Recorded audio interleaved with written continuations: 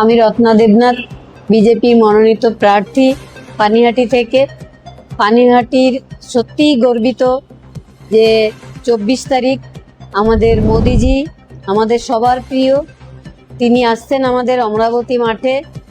আমরা সবাই একসঙ্গে অনেকেই মিলে সবার অভিভাবক হিসাবে তাকে আমরা বরণ করে নেব শ্রদ্ধায়, ভালোবাসায়।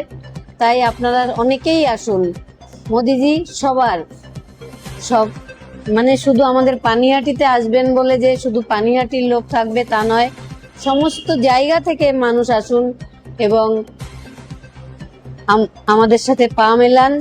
মোদিজিকে আমি অনেক অনেক ধন্যবাদ, তার এত ব্যস্ত শিডিউল থেকে আমাদের জন্য সময় বার করেছেন এবং আমাদের এখানে আসবেন বলে আমরা পানিহাটিবাসী ভীষণ খুশি এবং তাকে অনেক অনেক ধন্যবাদ জানাতে চাই।